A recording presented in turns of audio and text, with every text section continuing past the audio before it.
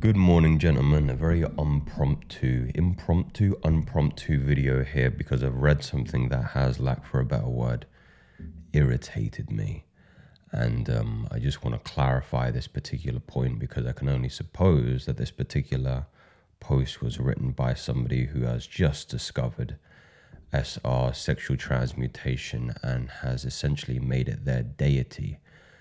I can only imagine the mental faculties of the individual who has written this is very limited. Perhaps the IQ isn't even in the 3 digits. I don't know. Well, you can tell me. So here it is, right?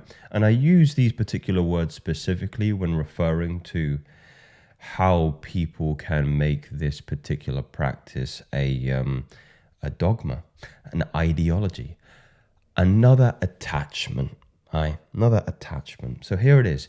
You can only choose one. You can only choose enlightenment or seed retention, or the women, lust. You cannot choose both. They are both polar opposites. To walk the path of lust is to intentionally destroy yourself. No matter how wholesome and alluring the idea is made to seem, sexual release is still self-abuse. Yes, this is true, even in marriage. All release diminishes your lifespan and cripples your spiritual growth. Maybe I'll read the whole thing, kind of go through it again. Just give me your immediate reactions, actually. When you retain for long periods, your mind's eye is forced open. Without conscious effort, you begin to see the truth of things within yourself and within others. Self-correction is automatic. That is spiritual growth and mental elevation. Retention leads to regeneration.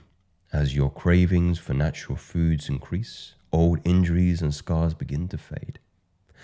This comes with a growing urge for physical exertion, which will only improve your overall health further. Sexually active men don't receive the deep regeneration or the spiritual growth. You can meditate for 100 years and your frequent release will keep you bound to the level of an animal. You can only choose one. Between lust and cultivation, which one serves you better? I'm curious to know if perhaps you guys will share the same opinion and interpretation of this as I will. And I will give that to you now. Very interesting postulation of being told to either choose between enlightenment and lust is an interesting one. I think my problem with this particular post is that they have conflated the idea of sexual release with lust, that there can be no sexual release without lust, which is completely and utterly false and not fundamentally true. And in fact, if it was true, then you, my friend, writing this are the product of lust. You being here, you writing this post, your creation was fueled out of your mother and father's emotion of lust. Not love, lust. Is that right? Is that correct? Of course it's not. It is reductionist. It's very, very narrow a field of thinking. Sexual release is still self-abuse. I have a lot of problems with that idea, particularly when you talk about sexual release in its very fundamental, foundational, and axiomatic lens of, well, reproduction, really. I mean, that's why we have these faculties. It's for the purposes of reproduction. But to your merit, my friend, writing this post, we understand that in the modern era, it is not really used for that faculty anymore. It's used to propagate lust and propagate self-pleasure. And I have made that point many, many times on this channel, so we do not disagree there. But the perspective that you're taking, yes, sexual release as self-abuse, even in marriage, is very reductionist and very, very narrow field of thinking, very kind of black and white. There's no nuances you're drawing here. All release diminishes your lifespan and cripples your spiritual growth.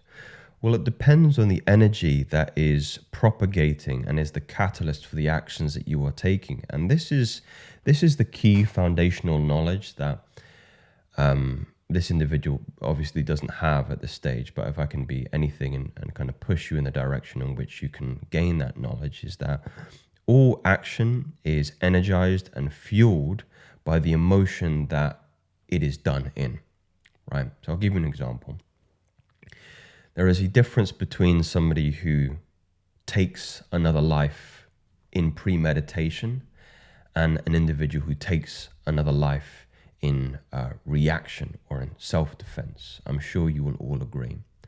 One is premeditated, it is pre-rationalized, it is thought about, and typically the emotions fueling that kind of premeditation are very lower in emotional quality, in vibration. They're done in anger, they're done in maybe personal gain, in pride, in these kinds of things. And, self-defense can be from a perspective that is emotionally and vibrationally higher. Of course, the act in and of itself is not something that I'm sure any of us would like to conceive of and like to ponder and like to imagine ourselves doing. But there is nuances in the context in how it is done. I'm sure you'll all agree. This makes me think about a really interesting story about a samurai whose master was killed.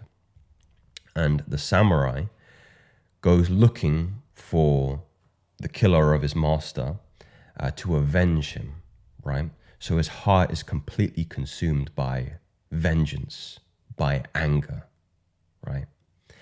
And in the end, he does find the individual who's taken his master's life. And he does get his vengeance. But there's a key point in the story where the I was about to say Padawan, the apprentice of the sensei remembers a lesson his sensei has told him.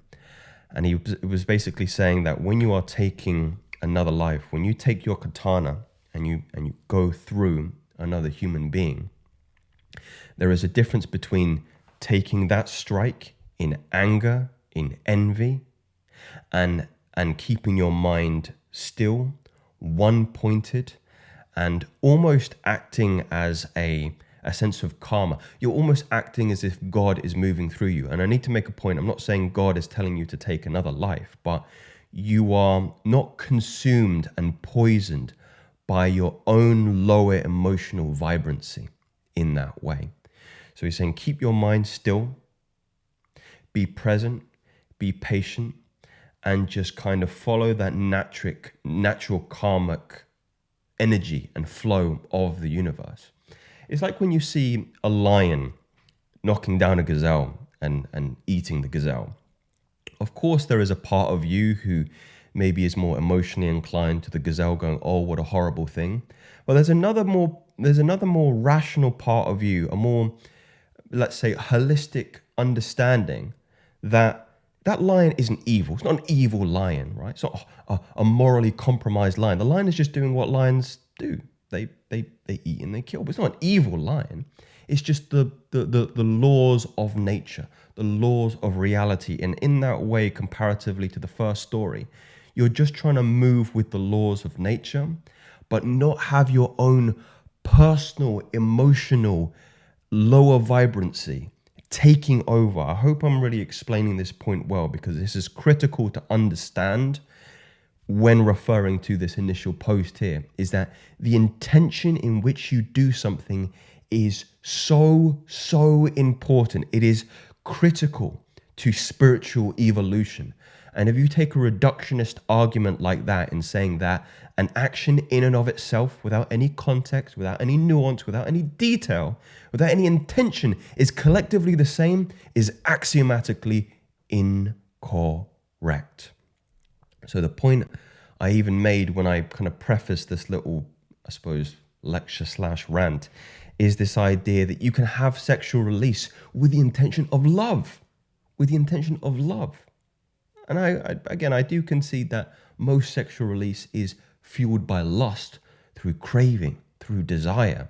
And that in and of itself comes from a place of lack and is not conducive to, as you put it, enlightenment or spiritual evolution. But Tantra, love making, not lust making, love making for the facilitation and the propagation of procreation, that is love. That is collective. That is holistic. That is spiritually nourishing and satiating. So to conflate this idea with sexual release being a self-abuse, even in marriage, which hopefully is done under the rubric of love, is you couldn't be more wrong, my friend. There are some parts in this which certainly have their merit. Again, I don't want this to be perceived from the point that I don't think you have a somewhat rudimentary understanding of why this practice is valuable. But it's a practice. It's an exercise. A lot of my problem with a lot of men who are, let's say, coming to grips with this practice is that you're trying to make it your deity, your new religion, your God. And as I prefaced, you begin to bind yourself. It's a very powerful. There's a lot of merit to it. Of course, there's a lot of merit to it. It's a very powerful tool in your toolbox. But many of you are making this a new religion, and you're kind of equivocating, and you're trying to make connections to everything in this practice.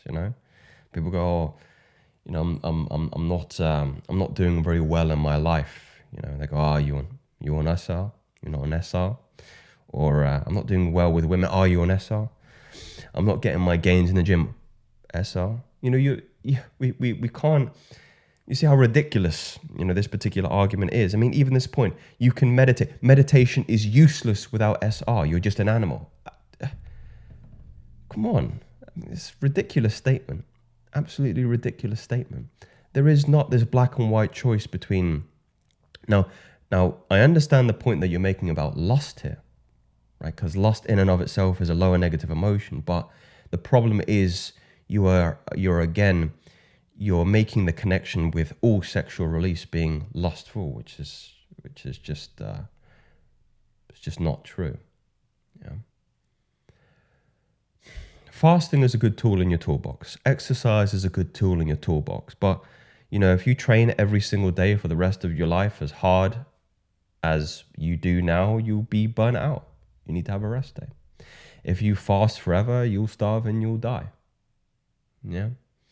If you do anything or any kind of hormetic activity, which is kind of what we're talking about, most self-improvement habits are hormetic in nature, you will incur too much stress to the body and you'll die. So what we're actually trying to seek here is a balance. I hope I'm explaining this well, as this was very impromptu, gentlemen. Just seeing the comments here. People here are afraid to detach themselves from lust. Yeah, lust being the key point here. That their ego's false selves feel they need it. They feel defined by sexual release. Their identities are wrapped in it. I think you mean pleasure. Again, the word choice is very, very important here, because I think more often than not, maybe this individual understands what they're trying to say, but they're using the wrong words here.